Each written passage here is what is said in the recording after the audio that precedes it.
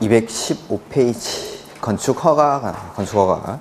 건축법에서는 제일 중요한 게 이 건축허가입니다. 중심이 되는 거죠. 네. 네, 건축허가. 그래서 보시면은 원칙 건축물을 건축하거나 대수선하려는 자는 특별자치시장, 특별자치도지사 이런 거 안 읽는다고 했죠. 그냥 시장, 군수, 구청장의 허가를 받아야 됩니다. 그래서 적용 대상물에 대해서 건축하거나 대수선할 때 원칙은 허가받는 게 원칙. 허가받는 게. 근데 예외적으로 다음의 건축물을 특별시나 광역시에서 건축하려면 특별시장이나 광역시장의 허가를 받아야 한다라고 됐죠. 그래서 예외적인 허가권자에는 특별시장, 광역시장. 그러면은 원칙, 예외 다 읽어보면 허가권자 원칙은 시장, 군수, 구청장인데 예외적으로 특별시장이나 광역시장. 우리가 배웠던 관할의 그 체계에서 안 나오는 사람이 국장 안 나와 있고 도지사 안 나와 있죠. 도지사가 허가하는 경우는 없습니다. 건축 허가를 도지사가 하는 경우는 없습니다. 분명히. 이렇게. 그래서 허가에서 뭐 도지사한테 허가를 받아야 된다 이런 것들이 많이 나오는데 도지사가 허가를 하는 경우는 없습니다. 이렇게 허가권자는 원칙은 시장, 군수, 구청장이고 예외적으로는 특별시장이나 광역시장 이런 사람들. 자, 건축물이 지어지는 절차를 제가 간단히 한번 써보면은 첫 번째 허가를 신청하기 전에 요 사전 결정이라는 제도가 있어요. 사전 결정. 이걸 입지 규모 사전 결정이라고 하는데 요 사전 결정이라는 제도. 그 다음에 사전 결정을 받고 나면 건축 허가 신청을 합니다. 건축 허가. 그 다음에 허가 받고 나서 착공을 하죠. 그 다음에 착공할 때는 공사 계획을 신고해 줘야 돼요. 그 다음에 착공을 하고 나서 공사가 완료되고 나면은 건물 쓰기 전에 맨 마지막에 사용 승인을 받고 건물 씁니다.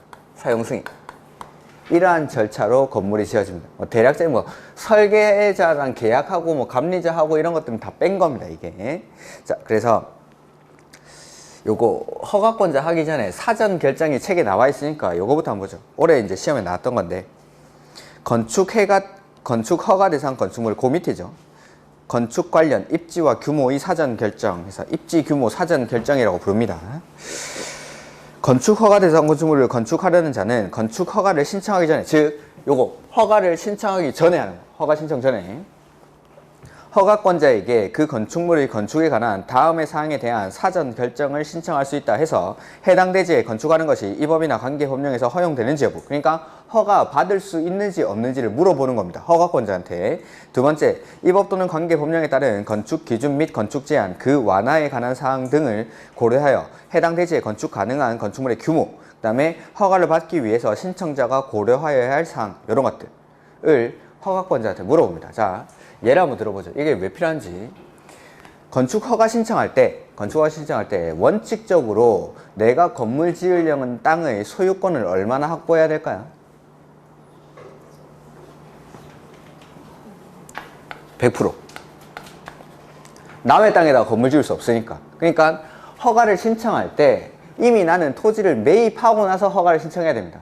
그러니까 내가 가지고 있는 땅에다가 건물 짓겠다라고 허가를 신청해야 되는 거죠. 자, 여기 토지가 몇십. 여기가 농림지역이었는데 농공단지 같은 게 지정된 줄 알고 모르고 착각하고 산 겁니다. 이게. 아니면 중개사가 실수를 한다든지. 그러니까 공장을 못 짓는 땅을 공장 짓겠다고 온 사람한테 중개를 하는 거죠. 이렇게. 그래가지고 나는 이 토지를 이미 매입을 했습니다. 갑이라는 사람은. 공장 지으려고 했으니까 토지 가격이 엄청나게 컸겠죠.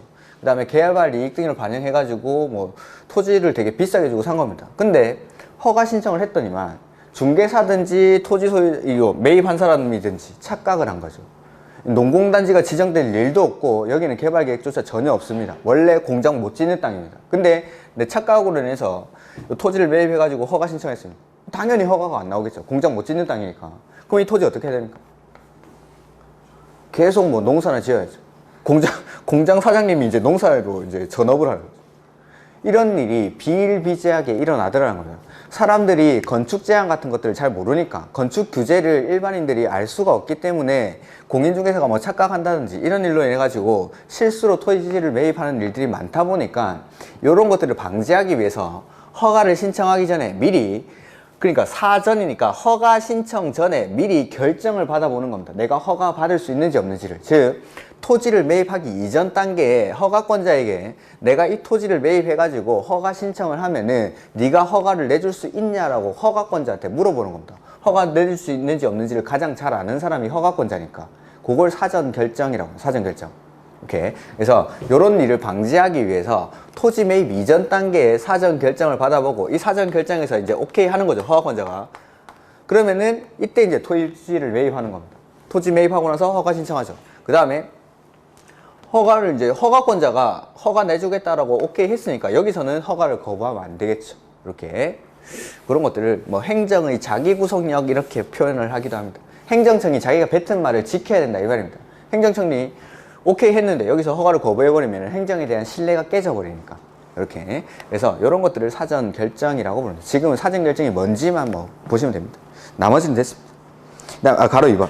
사전 결정 신청자는 그 밑에 보면 사전 결정 신청자는 사전 결정을 통지받은 날부터 오케이 했는데 한참 있다가 허가를 신청하면 안 되니까 일정 기간 안에 허가 신청을 해야 되는데 2년 이내에 허가를 신청하여야 하며 이 기간에 허가를 신청하지 아니하면 사전 결정의 효력이 상실된다. 그래서 사전 결정 받고 나서 2년 안에 허가를 신청해. 2년 안에 이런 것들. 그 다음에 위로 올라가 가지고 건축 허가권자를 보죠. 위에 허가권자. 아니, 그 넘기면 안 되고 그 페이지 위에 허가권 건축 허가권자라고 되어 있죠. 1번에. 자, 건축 허가는 아까 읽었는데 원칙 시장, 군수, 구청장이 허가합니다. 건축 허가. 자, 광명시에서 내가 건물 짓습니다. 어디 가면 됩니까? 광명시청 가면 됩니다. 서울시에서 건물 지을 때 어디 가면 됩니까? 구청 가요. 구청. 서울시에서는 그러니까 광명시나 뭐 이런 군, 양평군 이런 데서는 시청이나 군청 찾아가면 되는데 서울시 같은 데서 인천시 이런 데서는 구청 가면 구청.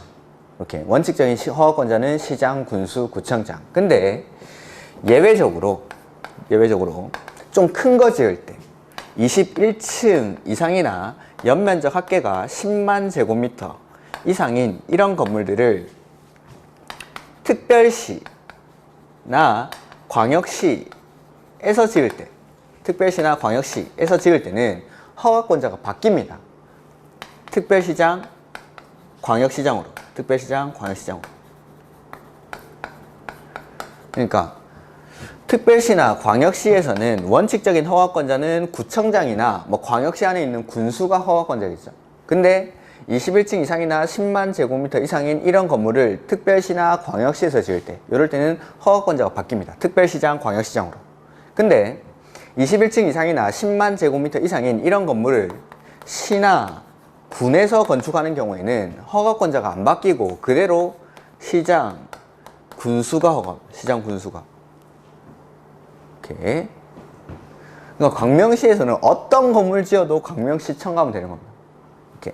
그래서 원칙은 시장, 군수, 구청장이라고 되어 있고 2번 예외. 다음의 건축물을 특별시나 광역시에서 건축하려면 특별시장, 광역시장의 허가를 받아야 한다 해서 층수가 21층 이상이거나 연면적 합계가 10만 제곱미터 이상인 건축물. 이렇게 가로 안에 일단 이런 것들은 다 두십시오.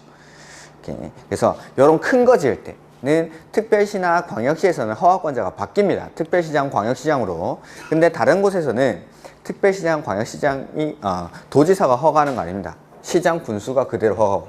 그래서 허가권자에서 절대 나오면 안 되는 사람이 2명. 국장, 그 다음에 도지사. 국장이나 도지사가 건축 허가를 하는 경우는 없습니다. 이렇게. 그래서 원칙은 시장, 군수, 구청장인데 예외적으로 큰 거 지을 때는 특별시나 광역시에서는 특별시장, 광역시장으로 허가권자가 바뀌는데 시나 군에서는 그대로 시장, 군수가 허가합니다. 다만 이때는 도지사에게 사전 승인을 받습니다. 사전 승인. 그러니까 도지사는 사전 승인을 하는 거지 건축 허가를 하는 게 아닙니다. 건축 허가는 그대로 시장, 군수가 하는 거고 도에서 허가는 시장, 군수가 하는데 다만 이런 큰 거 지을 때 도지사한테 사전 승인 받고 허가를 해야 된다. 이렇게. 자, 특별시나 광역시에서는 허가권자가 지금 보시는 것처럼 특별시장, 광역시장으로 바뀝니다. 큰 거 지을 때. 근데 시나 군, 도 밑에 있는 시나 군에서는 허가권자가 바뀌는 건 아니고 허가는 그대로 시장, 군수가 하는데 다만 도지사의 사전 승인을 받는 거예요. 도지사의 사전 승인. 그게 다음 페이지 보면 나올 겁니다. 도지사의 사전 승인. 빈출돼 있죠? 빈출. 시험에 자주 나옵니다. 요거 박스를 통째로 외워야 되는데 일단 놔두죠. 외워야 되는 거. 근데 그 1번에 있는 거 이게 바로 이겁니다. 21층 이상이나 10만 제곱미터 이상인 거. 여기 대형 건축물. 요걸 앞으로 이제 대형 건축물이라고 부르겠습니다. 큰 거 지을 때. 요거는 허가 누가 해줍니까? 시장 군수가. 다만 도지사한테 뭐 받는 겁니까? 도지사의 사전 승인을 받는 거예요. 승인. 그러니까 도지사는 허가권자가 아니라 사전 승인을 해주는 사람. 대형 건축물. 그 두 번째가 자연환경이나 수질 보호를 위해서 도지사가 지정 공간구역 안에서 3층 이상이나 1000제곱미터 이상의 5가지 건물들 지을 때, 그 다음에 교육환경이나 주거환경 보호를 위해서 역시 도지사가 지정 공간구역 안에서 위락시설이나 숙박시설을 짓는 경우에는 도지사의 사전 승인을 받는데 그거는 나중에 외울 겁니다. 나중에. 그러니까 도지사의 사전 승인 대상이 3가지가 있습니다. 그 중에서 하나가 요거 큰 거 지을 때. 1번에 나온 거. 그 다음에 2번에 말한 게 아까 자연환경이나 수질을 보호하기 위해서 도지사가 지정 공간구역 안에서 위락시설, 숙박시설, 일반 업무시설, 일반 음식점, 공동주택 이런 거 3층 이상이나 1000제곱미터 이상의 이런 시설들을 지을 때는 사전 승인 받고, 그 다음에 세 번째 주거환경이나 교육환경 보호를 위해서 역시 도지사가 지정 공간구역 안에서 숙박시설이나 위락시설 지을 때, 이럴 때는 도지사의 사전 승인을 받습니다. 도지사의 사전 승인. 그래서 허가권자에는 국장, 도지사는 나오지 않습니다.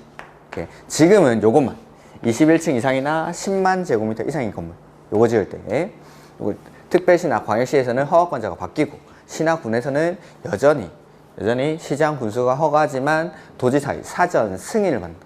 도지사의 사전 승인. 그 다음에 예외적 건축 불허가 처분. 이게 이제 허가 거부 사유입니다. 허가 거부 사유. 허가권자는 다음의 어느 하나에 해당하는 경우에는 이 법이나 다른 법률에도 불구하고 심의를 거쳐 허가를 하지 아니할 수 있다. 즉 허가를 거부할 수 있습니다. 이러한 사유에 해당할 때. 그래서 첫 번째 보시면은 위락시설이나 숙박시설이 주거환경이나 교육환경에 부적합하다고 인정하는 경우에는 허가 안 내줄 수 있습니다. 그다음 두 번째, 방제지구 및 자연재해 위험 개선지구 등 상습적으로 침수되거나 침수가 우려되는 지역에 건축하려는 건축물에 대해서 지하층 등 일부 공간을 주거용으로 사용하거나 거실을 설치하는 것이 부적합하다고 인정되는 경우, 상습적으로 잠기는데 거기를 주거용으로 사용하면 안 되겠죠. 이런 데를 허가를 거부할 수가 있습니다. 이렇게. 그 다음에 신고가 먼저 나와 있는데 그 다음 페이지 먼저 보시죠. 218페이지.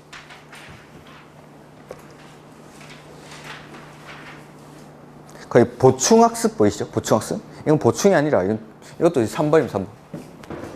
협의대상 건축물. 국가나 지자체가 건물 지을 때는 국가나 지자체가 건축주입니다. 이럴 때는 허가나 신고받는 거 아니고 허가권자랑 협의합니다. 협의. 그래서 국가나 지자체는 건축물을 건축, 대수선, 용도 변경하거나 가설 건축물을 건축하거나 공작물을 축조하려는 경우에는 대통령령으로 정하는 바에 따라 미리 건축물 소재지를 관할하는 허가권자와 협의합니다. 협의. 공공이 건물 지을 때. 요게 이제 3번에 써놓은 협의대상 건축물. 그 다음에 건축 허가 등의 제한이라는 게 나오죠. 제한. 요거는 혹시나 기억이 나시나요? 우리 국계법에서 개발행위 허가 제한을 제가 설명을 했습니까? 기억이 안 나시려나? 개발행위 허가 제한이라는 게 있었는데 요 앞에 생략된 말이 허가를 받을 수 있음에도 불구하고 허가를 제한한다라고 했습니다. 책에 찾아보죠. 기억이 안 나는 거 찾아보면 되지. 아마 있을 텐데. 168페이지.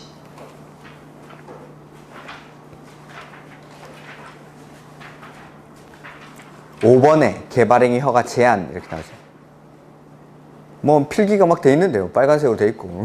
그럼 필기 못 나갑니까? 기억도 안 나는데. 요거죠, 요거. 거기 제가 제한이 나오면 항상 두 가지라고, 두 가지. 왜 제한하는지, 왜 제한하는지. 그 다음에 이 제한이라는 거는 영구 무한으로 허가를 안 해주겠다는 게 아니라 일정 기간 동안 허가를 제한하는 겁니다. 그래서 언제까지 제한하는지, 제한 기간, 이렇게. 그래서 제한이란 말이 나왔을 때 항상 나오는 게 제한하는 사유, 왜 제한하는지, 그 다음에 제한하는 기간, 언제까지, 이렇게. 그래서 국계법의 개발행위 허가 제한에는 제한하는 사유가 5가지 있었습니다. 5가지. 그거 지금 안 해도 됩니다. 녹지지역이나 관리지역에서 수목이 집단적으로 자라고 있거나 조수지 등이 집단적으로 서식하는 지역 내지는 우량 농지로서 보존할 필요가 있는 지역, 개발행위로 해서 자연환경 경과, 미관, 문화재 등이 훼손될 우려가 있는 지역, 그 다음에 계획을 수립 중이거나 수립할 예정인 곳이라고 했었습니다. 이렇게 제한하는 사유. 그 다음에 제한하는 기간이 나옵니다. 3년 동안 제한하는 게 있고 3년 플러스 2년 제한하는 게 있고 이렇게. 이게 항상 제한이라는 게 3번 나올 건데 항상 왜 제한하는지 언제까지 제한하는지 나옵니다. 그래서 여기 넘어가 볼까요? 218페이지. 건축허가 등의 제한 나와 있는데 제한하는 사람은 국장이 제한하거나 특별시장, 광역시장, 도지사가 제한합니다. 그 다음에 제한 요건, 이게 바로 왜 제한하는지, 제한하는 사유입니다. 그 다음에 제한 기간, 언제까지 제한하는지. 그러니까 제한이 나오면 항상 왜 제한하는지, 사유, 그 다음에 제한하는 기간, 요게 나옵니다. 제한 나오면 왜 기간, 이렇게. 그래서 첫 번째, 국장이 제한하는 경우는 국토관리를 위해서 특히 필요하다고 인정하거나 주무장관의 요청이 있을 때, 요럴 때 허가권자의 허가를 제한하거나 허가받은 건축물의 착공을 제한할 수가 있습니다. 그 다음에 두 번째, 특별시장, 광역시장, 도지사는 지역계획이나 도시계획상 특히 필요하다고 인정하는 경우에는 허가를 제한할 수가 있습니다. 이렇게. 그 다음에 제한기간은 2년 동안 제한하는데 한 차례만 1년의 범위 안에서 연장할 수 있습니다. 이렇게. 자, 보면은 우리가 국계법에서 제한하는 사유는 5가지가 있었고, 제한하는 기간은 3년짜리가 있었고, 연장 안 되는 거. 그 다음에 3년 플러스 연장 한 차례만 2년 되는 거. 지금 보시는 거는 제한하는 사유가 이렇게 쭉쭉 나섰죠? 그 다음에 기간은 2년 플러스 1년. 이 기간들을 막 썼습니다. 제한이 하나 더 나올 겁니다. 정비법에 가면. 정비법에. 그 정비법에 나오는 기간은 3년 플러스 1년입니다. 그러니까 이 기간을 막 썼습니다. 그래서 이런 것들. 제한하는 사유랑 제한하는 기간이 제일 중요한 거고, 그 다음에 각각의 제한마다 좀 특이한 점이 몇 가지 있는데, 일단 제한이라는 말이 나오면은 항상 사유, 왜 제한하는지, 그 다음에 언제까지 제한하는지, 이런 것들이 주요 논점이 되는 겁니다. 왜 제한하는지, 언제까지 제한하는지. 이렇게. 그래서 제한하는 사유랑 제한하는 기간이 나오죠. 그 다음에 5번 건축허가의 취소. 자, 허가권자는 건축허가를 받은 자가 다음의 어느 하나에 해당하면 허가를 취소 뭐 한다고 되어 있습니까? 하여야 한다. 할 수 있다 아니고 하여야 한답니다. 그러니까 필요적 취소 사유. 다음의 사유에 해당하면 허가를 반드시 취소합니다. 반드시. 첫 번째, 또 그 박스 안에 1번 보겠습니다. 허가받은 날부터 2년 가로 안에 띄워놓고 이내에 공사에 착수하지 아니한 경우, 즉 여기 허가받고 나서 착공은 얼마 안에 하랍니까? 2년. 2년 안에 착공 안 하면 허가 어떻게 한답니까? 취소. 하여야 한다. 할 수 있다 아니고 하여야 한답니다.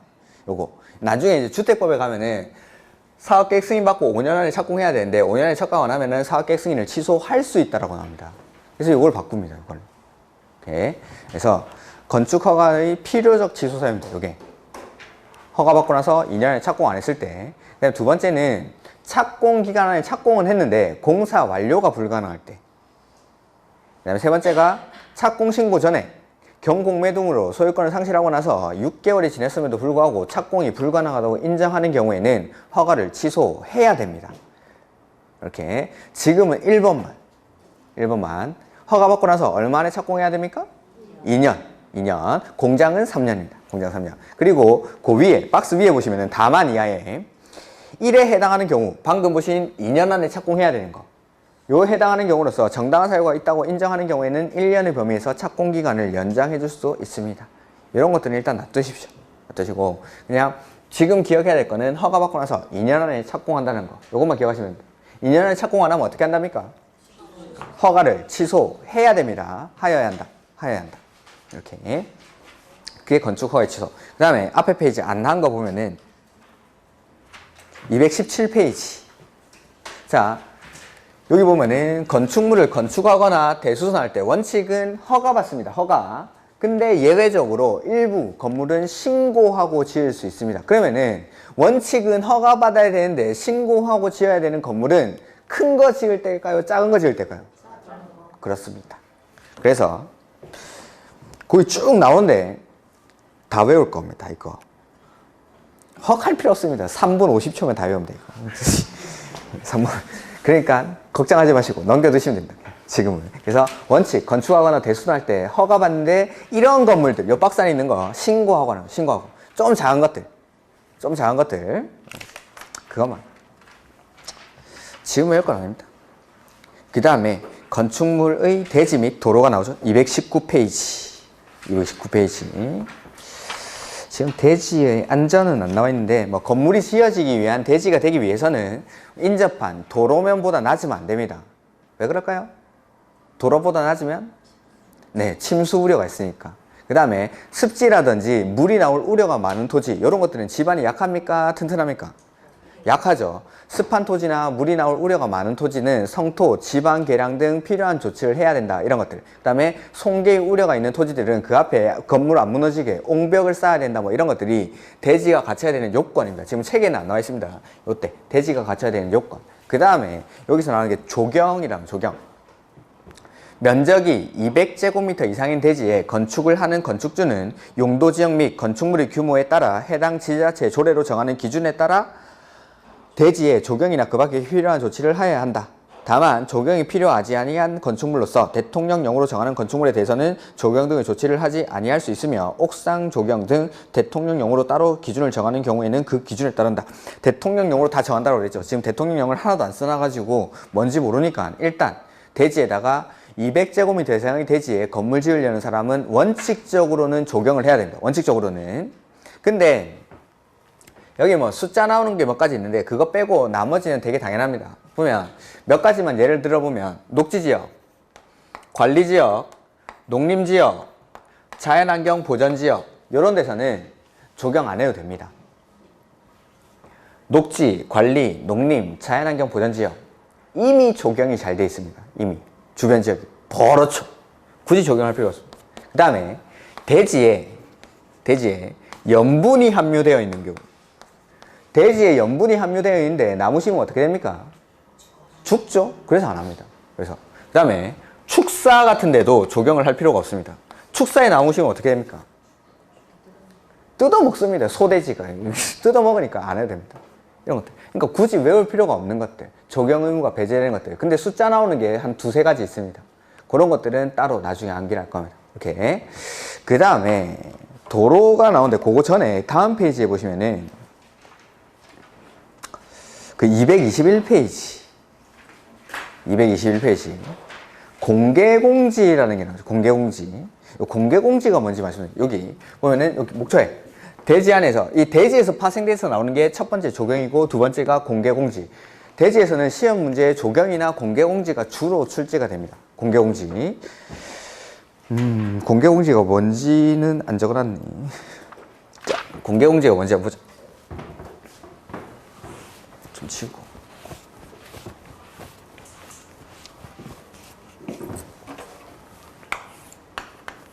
자,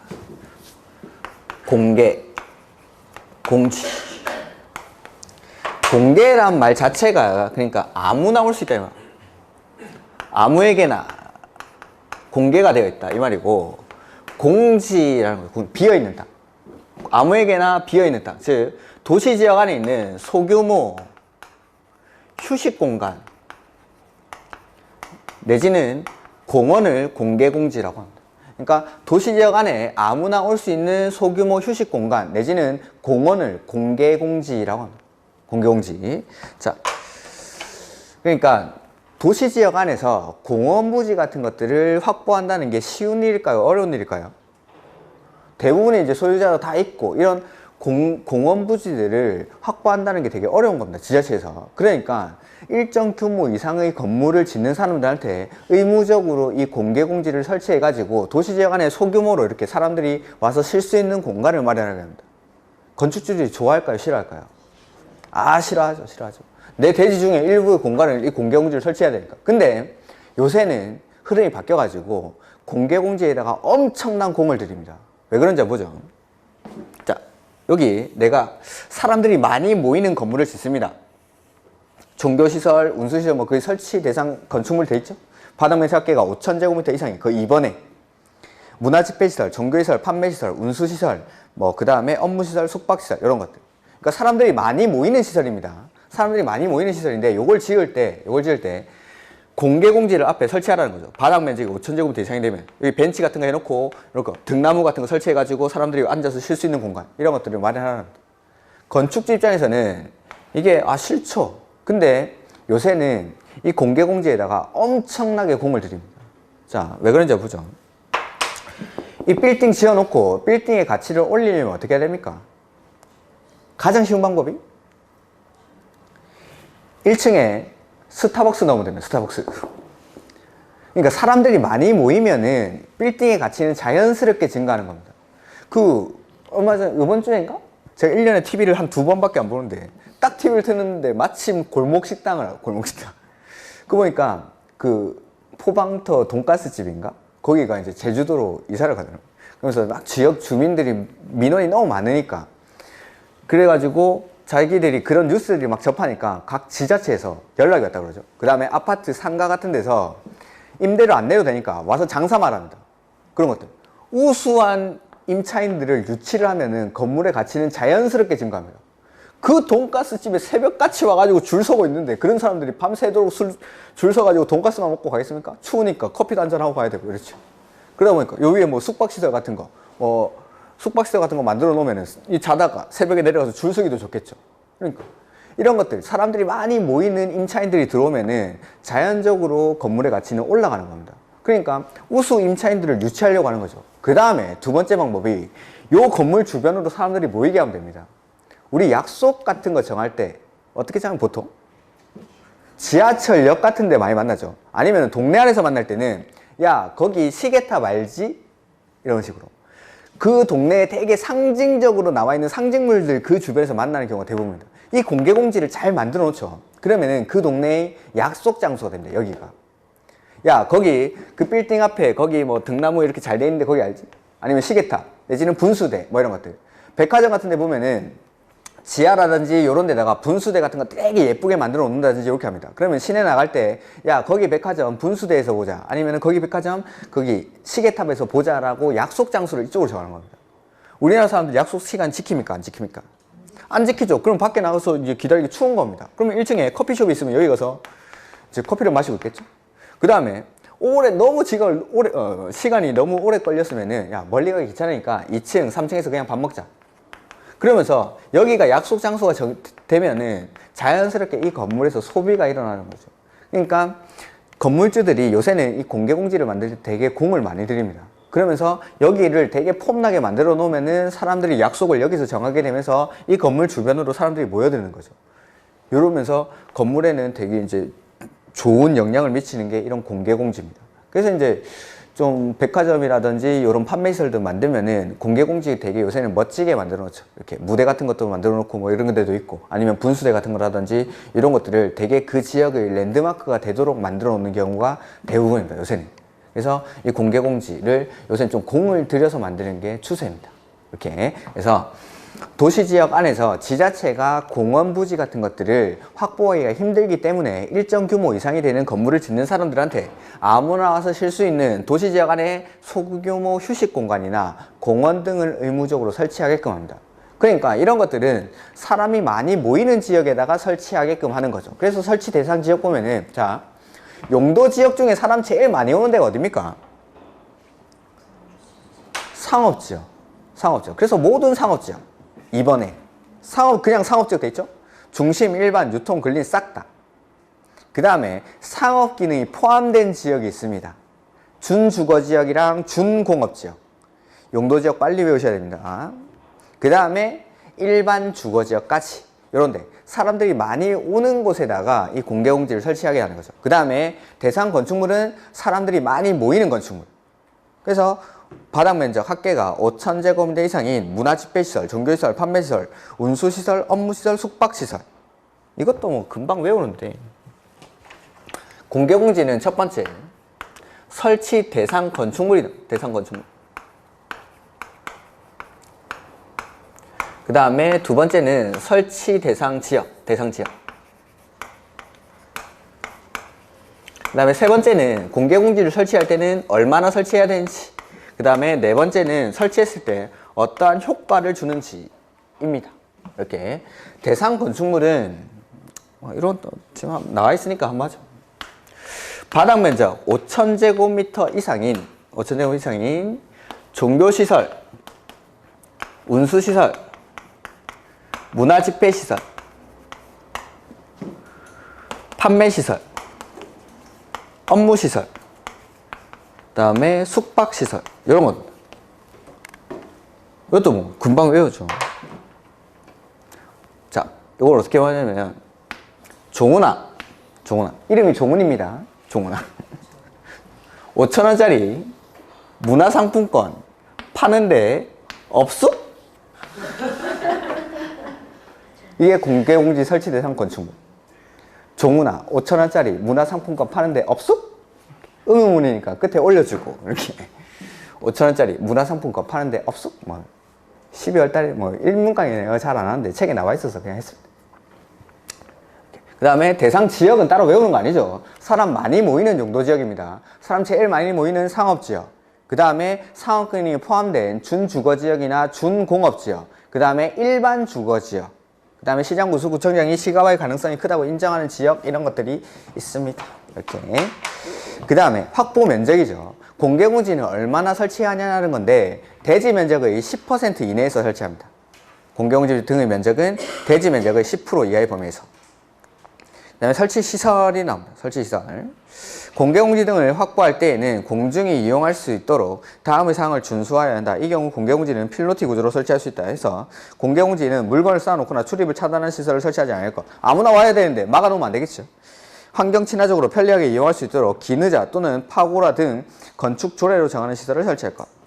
파고라가 뭐야? 파고라? 이런 거. 이 밑에 벤치 놔두고 위에 등나무 같은 거 해놓은 거. 젊을 때 이런 데서 데이트 하지 않았습니까? 비 오는 날 우산 쓰고 비 오면 쓰면서 여기서 앉아가지고 이렇게 이런데 파고랍니다. 이게 파고랍니다. 파고라. 그 다음에 앞에 안 했던 게 이제 뭐 도로가 219페이지. 나머지 건축 기준의 완화 이런 것들은 지금 보지 않겠습니다. 공개공지 엄청 자세하게 써놨는데 219페이지 도로. 자, 도로를 보겠습니다. 도로. 여기 이제 대지 다음이 도로라고 했죠. 도로란 219페이지. 219페이지. 페이지는 참고로 우측 하단이나 좌측 하단에 있습니다. 숫자로. 도로란 보행과 자동차 통행이 가능한, 즉 사람만 다닐 수 있으면 안 되고 차만 다닐 수 있어도 안 되고 보행과 자동차 통행이 가능한 원칙 너비 4m 이상의 도로를 건축법에서는 도로라고 합니다. 예정도로까지 포함해서. 자, 보면은 그러니까 건축법에서는 도로가 되기 위해서는 차량만 다녀도 안 되고 사람만 다녀도 안 되고 보행 및 자동차 통행이 가능한 너비 4m 이상의 도로를 도로라고 합니다.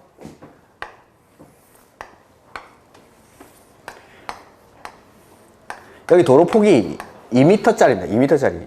도로입니까? 아닙니까? 도로는 맞는데 건축법에서는 얘네를 도로로 보지 않습니다. 즉, 자, 2m짜리 이렇게 도로 옆에 대지가 있어요. 내가 여기서 건축허가 신청을 하죠. 그럼 허가가 안 납니다. 이거는 건축법에서는 도로로 인정을 안 해주니까. 이렇게. 그러면은 여기 건물 지으려면 어떻게 해야 됩니까? 4m짜리 도로를 내가 만들어줘야 됩니다. 즉, 원래 아까 건축선이 우리 책에는 안 나와 있는데 원칙적인 건축선은 대지와 도로의 경계선, 여기가 건축선이 되는데 이 건축선을 뒤로 물러야 됩니다. 그래가지고 원래는 폭이 4m가 필요하니까 여기서 2m를 뒤로 후퇴를 하는 거죠. 그래서 여기서부터 건물을 지을 수 있게 됩니다. 그래서 4m짜리 도로를 안 만들어주면 이 건물, 대지 전체에 건물을 못 지으니까 내가 4m짜리 도로를 만들어줘야 됩니다. 이렇게. 그래서 건축법에서 원칙적인 도로는 보행 및 자동차 통행이 가능한 너비 4m 이상의 도로를 건축법에서 도로라고 합니다. 건축법에서 도로.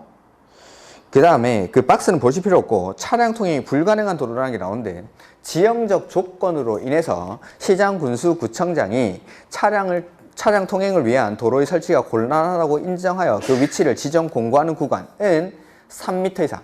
뭐 경사가 엄청나게 심하다든지 아니면 계단으로 되어 있다든지 이런 것들. 차량이 통행할 수 없는 그런 도로들은 폭이 3m 이상이면 도로로 봐줍니다. 3m 이상이면. 그러니까 원칙적으로는 4m 이상이어야 하는데 차량 통행이 불가능한 도로는 3m 이상. 그러니까 시장, 군수, 구청장이 지형적 조건으로 인해서 차량 통행이 불가능하다고 인정하는 경우에는 너비 3m 이상이면은 건축법에서 도로로 봐줍니다. 그 다음에 막다른 도로가 되죠. 그 뒤로 보시면은 자, 막다른 도로는 끝이 막혀 있는 도로죠. 이 막다른 도로의 경우에는 도로의 길이가 도로의 너비를 결정합니다.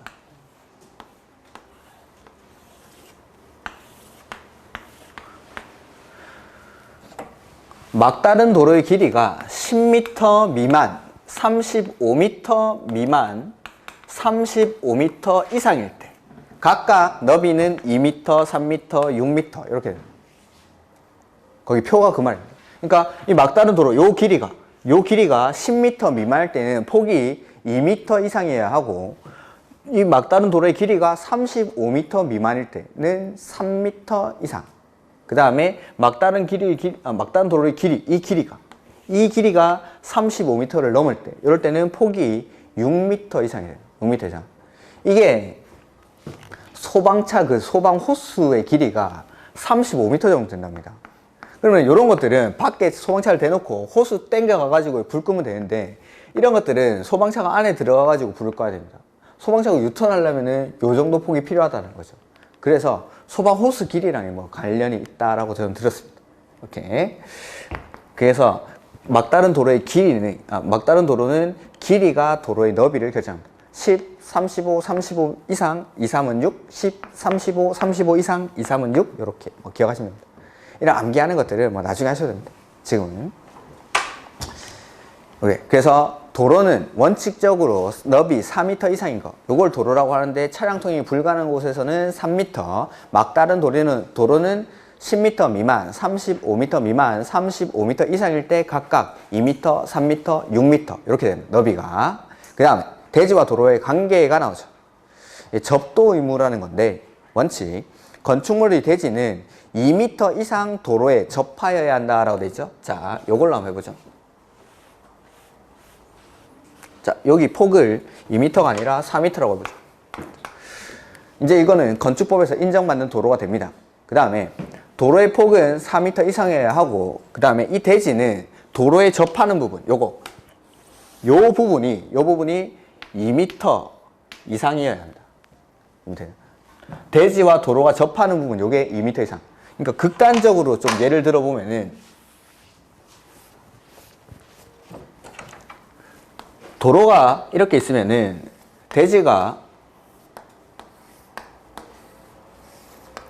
이렇게 생길 수도 있다는 거죠. 이렇게. 그때 여기 접하는 부분이 요거밖에 없죠. 대지가. 근데 요게 2m 이상이어야 합니다. 접하는 부분이. 대지가 이게 대지고 도로랑 접하는 부분이 2m 이상일 거. 이렇게. 그러니까 이거 폭이랑 같이 한번 읽어보면 대지는 너비 4m 이상의 도로에 2m 이상 접해 있어야 됩니다. 이렇게 2m 이상 접하라는 거는 차량들이 들락날락 해야 돼서 건물에 이렇게. 그래서 너비 4m 이상의 도로에 2m 이상 접할 것을 요건으로 합니다. 다만 다음의 어느 안에 해당하면 그러하지 아니하다. 그러니까 건물의 출입에 지장이 없으면은 접하지 않아도 상관이 없다 이 말입니다. 이런 것들은 다음에 보시고, 뭐 기준의 강화, 이건 뭐냐면 좀 큰 건물들은 더 넓은 도로에 더 많이 접하라는 겁니다. 그래서 연면적 2000제곱미터 이상인 건축물은 너비 6m 이상의 도로에 4m 이상 접할 것을 요구합니다. 야, 왜 6m인데? 왜 4m인데? 저도 모릅니다. 입법자들이 그렇게 하는 겁니다. 뭔가 이유가 있겠죠. 그러니까 지금 여기서는 국계법, 개발법, 정비법에서는 왜 그런데? 라고 하면 제가 다 설명을 드릴 수가 있는데, 이거는 뭐 2m, 4m 왜? 저도 모르면 그냥 입법자들이 이렇게 만든 겁니다. 그래서 이거 그냥 외워야 돼요. 이런 거, 숫자들을. 건축법이나 주택법에서는 이런 숫자들을 외워야 되는 게 많습니다. 이렇게. 그래서 나중에 문제풀이 하면서 계속 반복하시면서 좀 외우셔야 돼요. 막 이런 거 금방 외웁니다. 숫자는 여러분 되게 잘하십니다. 숫자를 틀리는 경우는 잘 못 봤고 앞에 이해해야 되는 걸 많이 틀리십니다. 그러니까 이런 거 외우는 거는 걱정 안 하셔도 됩니다. 금방 외우니까. 그래서 자, 원칙부터 읽어보면은 도로, 대지는 폭 4m 이상의 도로에 2m 이상 접하는 게 원칙이죠. 근데 건물의 출입에 지장이 없는 경우에는 접하지 않아도 관계가 없습니다. 그 다음에 좀 큰 거는 연면적 2000제곱미터 이상인 건축물은 너비 6m 이상의 도로에 4m 이상 접할 것을 요건으로 합니다. 이렇게. 그 다음에 지금 우리 책에는 각종의 면적이라든지 높이, 층수를 산정하는 방법이 안 나와 있는데 아까 앞에 연면적이 되게 간단하게 나와 있었는데 잠깐 가보면은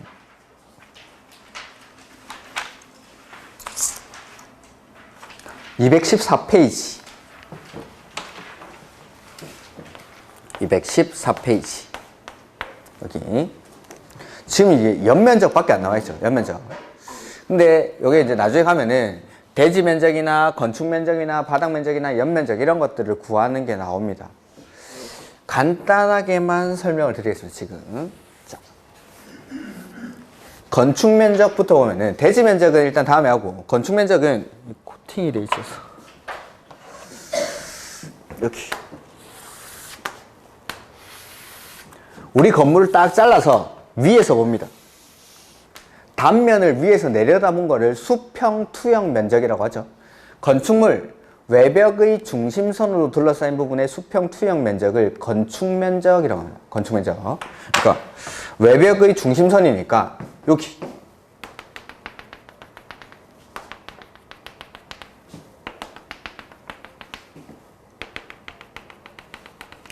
외벽 두께의 절반이 건축 면적에 들어가는 겁니다. 지금은 정의만 말씀드리겠습니다. 건축 면적은. 그래서 건축 면적이라는 거는 건물 딱 잘라가지고 위에서 내려다본 거. 건물의 외벽의 중심선으로 둘러싸인 부분의 수평 투영 면적. 요걸 건축 면적이라고 합니다. 건축 면적. 자, 근데 건물이 만약에 두바이에 있는 호텔처럼 이렇게 생겼습니다. 1번을 잘라야 됩니까? 2번을 잘라야 됩니까? 3번을 잘라야 됩니까? 어디가 건축 면적입니까? 건물을 잘랐을 때 어떠한 부분도 이 건축 면적을 튀어나오면 안 됩니다. 그러니까 가장 넓은 면적. 가장 넓은 부분을 잘랐을 때 거기를 건축 면적으로 산정하는 겁니다. 그래서 건축 면적이 이렇게 있으면은 건물의 어떤 부분도 이 건축 면적 밖으로 튀어나오면 안 된다 이겁니다. 그래서 하나 나오는 게 뭐냐면은 만약에 건물이 기와가 있고 지붕이 이렇게 처마가 나와 있는 거, 처마가. 이런 식으로. 뭐 한옥 같은 거. 이런 것들은 여기를 잘라버리면은 이게 건축 면적에 포함이 되는 거죠. 요럴 때는 어떻게 하느냐, 이런 것들을 배울 겁니다. 우리가 이제 기본서에 가면은. 요럴 때는 요 끝부분으로부터 일정 거리를 들어가가지고 요걸로 둘러싸인 부분의 수평 투영 면적을 건축 면적으로 해줍니다. 이런 것들. 그래서 지금은 정의만. 건축 면적이라는 거는 건축물의 외벽의 중심선으로 둘러싸인 부분의 수평 투영 면적, 요거를 건축 면적이라고 합니다. 건축 면적. 그 다음에 두 번째 뭐 바닥 면적이라는, 바닥 면적은 연면적을 구할 때 필요한 거죠. 연면적이 각 층 바닥 면적의 합계니까 그 연면적 산정법을 보면은 하나의 건축물의 각 층의 바닥 면적의 합계로 하되라고 되어 있죠. 그러니까 자, 바닥 면적이라는 건데, 바닥 면적은 건물을 잘라보니까 외벽은 이렇게 되어 있는데 안에 이렇게 뭐 복도가 있고 501호, 502호, 뭐 503호, 그다음에 뭐 화장실, 뭐 계단, 복도 이런 것들, 계단이라든지 승강기 이런 것들이 있겠죠. 바닥 면적은 벽, 기둥 그 밖에 구획의 중심선으로 둘러싸인 부분의 수평 투영 면적. 그러니까 나눠놓은 거, 이렇게 나눠진 거의 수평 투영 면적. 건축 면적은 외벽의 중심선으로 둘러싸인 부분의 수평 투영 면적인데 바닥 면적은 구획의 중심선. 그러니까 바닥 면적은 보면 이런 건물들은 1층, 2층, 3층, 4층 이런 것들이 바닥 면적이 다 다르겠죠. 그래서 바닥 면적을 따로 구하는 겁니다. 건축 면적은 건물의 가장 넓은 부분인데 바닥 면적은 1층의 바닥 면적이 다르고 2층의 바닥 면적이 다르니까 각 층의 바닥 면적을 이렇게 나눠 놓은 거의 중심선으로 둘러싸인 부분의 수평 투영 면적으로 구합니다. 그리고 바닥 면적을 구하게 되면은 501호의 바닥 면적, 502호의 바닥 면적, 화장실의 바닥 면적, 503호의 바닥 면적 이게 다 따로 나옵니다. 우리도 강의실의 바닥 면적, 사무실의 바닥 면적 이런 것들을 다 따로 구할 수가 있는 거죠. 그래서 각 층에 구획된 부분들을 다 합하면은 5층의 바닥 면적을 구할 수가 있는 거예요. 그러니까 건축 면적이랑 달리 요거는 각 층을 다 따로따로 구할 수가 있습니다. 그 각 층의 바닥 면적을 다 더한 게 거기 나오는 연면적이에요. 연면적.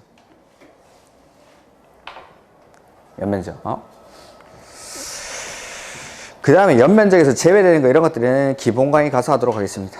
그 다음에 층수인데 앞에 있는 거 승강 기타 계단탑 그거는 일단 놔두십시오. 그건 놔두시고 어딜 볼 거냐면 하나 둘 셋 네 번째 줄 아니하고 뒤에 네 번째 줄에 자 층의 구분이 명확하지 아니한 건축물은 몇 미터마다 한 개의 층으로 본다고 했습니까?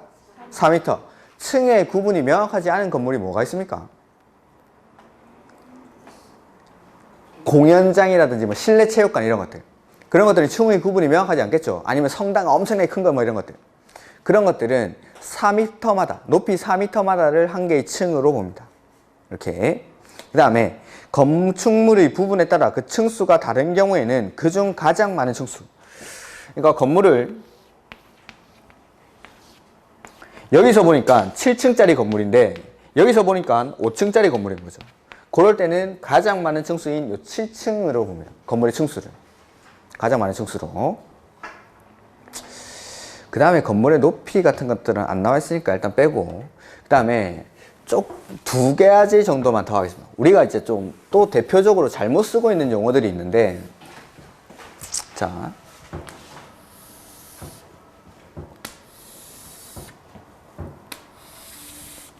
여기가 뭐 3층 여기가 4층 여기가 5층이라고 해보죠. 우리 층고라는 말을 되게 많이 써요. 층고. 그 다음에 반자 높이라는 게 있는데 그거는 좀 구분을 해 놓겠습니다. 자, 층고라는 거는 3층의 층고를 구하겠습니다. 3층의 층고. 3층의 층고는 3층의 바닥 구조체 윗면부터 즉 우리가 밟고 있는 거 요거 바닥 여기서부터 위층 바닥 구조체 윗면까지 즉 4층의 바닥 윗면까지 여기까지 요게 층고입니다. 층고. 방의 바닥 구조체 윗면부터 위층 바닥 구조체 윗면까지 요걸 층고라고 부르는 층고. 우리 이때까지 대부분이 층고를 여기서부터 여기까지를 층고라고 불렀었죠. 빨간색을. 요거는 층고가 아니고 요게 층고입니다. 방의 바닥 구조체 윗면부터 위층 바닥 구조체 윗면까지 이게 층고. 요걸 뭐라 부르냐면은 자 여기 우리 위 천장에 하얀색 가려놨죠. 요거 뜯으면 뭐 나옵니까? 배선이라든지 각종 하수관 같은 게 나옵니다. 여기 그걸 가리기 위한 걸 뭐라 부르냐면 반자라고 합니다. 반자. 그래서 우리가 흔히 층고라고 부르는 거는 건축법에서는 반자 높이라고 합니다. 반자 높이. 층고는 요 노란색. 우리가 흔히 층고라고 부르는 거는 반자 높이라고 합니다. 반자 높이.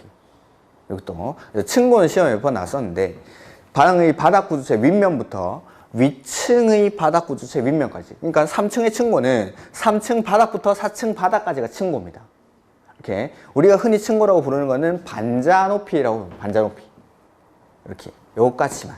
그다음에 뭐 책에 요까지 나와 있으니까 책에 없는 것들 하면은 뭐 잘 힘드시니까. 그다음에 223페이지 주택법이 나오죠. 마지막으로 자 주택법. 건축법이 7문제가 나오고 주택법 역시 7문제가 출제가 됩니다. 이렇게.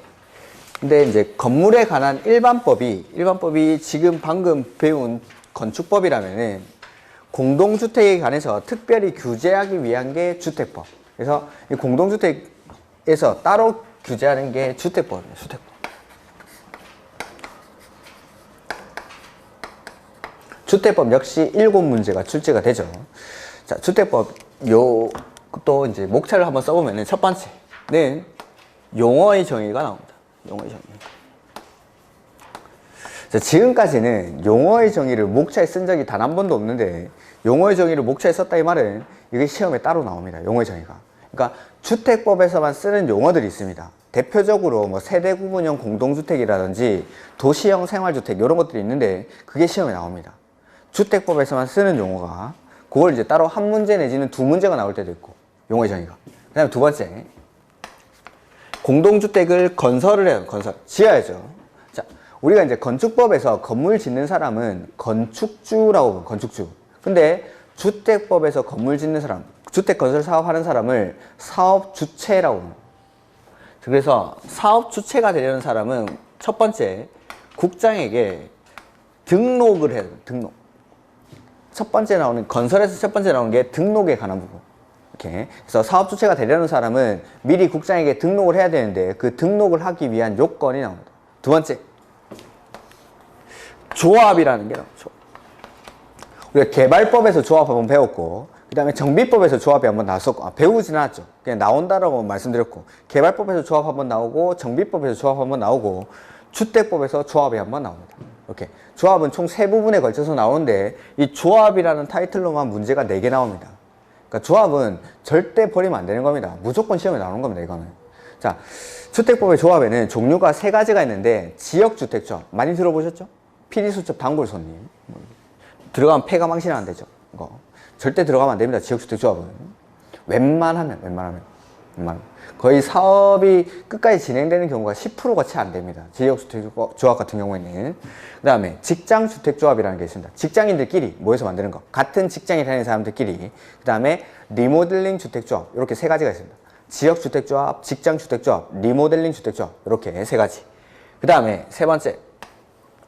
우리 아까 건축법에서 건물 지을 때 뭐 받고 건물 지었습니까?